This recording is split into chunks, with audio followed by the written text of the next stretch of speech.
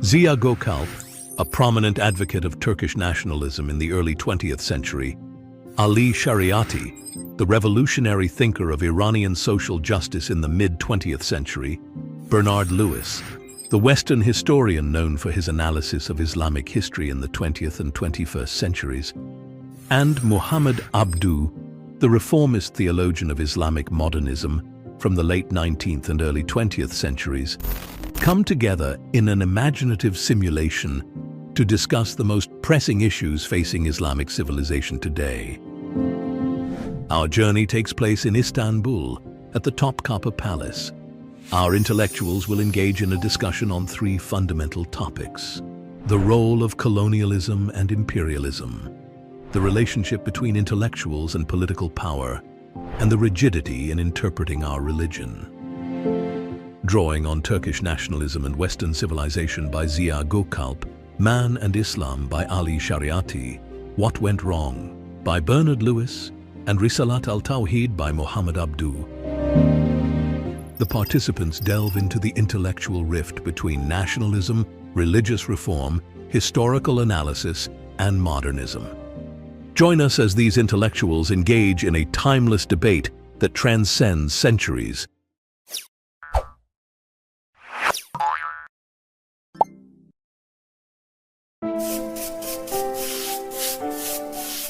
The role of colonialism and imperialism.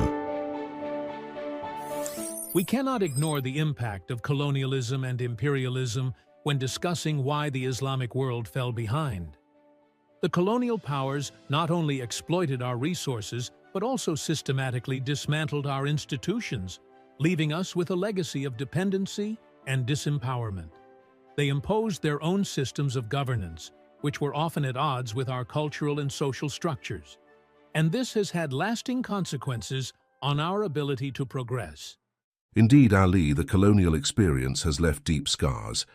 It disrupted our educational systems, our economies, and our political structures. Many of our leaders were replaced by figures who served colonial interests rather than the interests of the people. However, while colonialism played a major role, we must also recognize our responsibility in resisting these influences and in rebuilding our societies in a way that aligns with our values. I see your point, but I think we also need to recognize that colonialism alone cannot explain our decline. Many societies faced colonial rule but managed to recover and even thrive. We failed to create a unified response, and our internal divisions made it easier for colonial powers to exploit us. We need to learn from this history and work towards greater unity and resilience. From an outsider's perspective, the effects of colonialism are undeniable. The imposition of foreign rule disrupted the natural development of Islamic societies. However, as Ziya mentioned, other nations also experienced colonialism but were able to adapt and recover.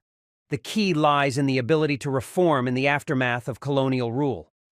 The challenge for the Islamic world is to foster resilience and innovation while creating a vision for the future that is independent of colonial influences.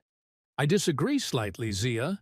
While some nations did recover from colonialism, we must also consider the extent of the cultural and economic damage done to our societies.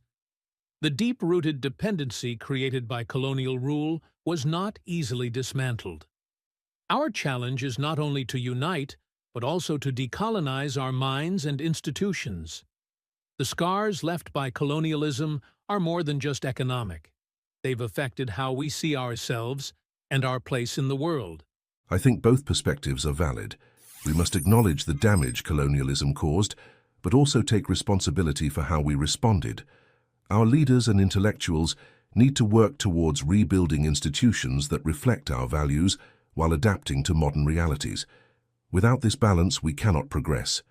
It is also about empowering the younger generation to challenge colonial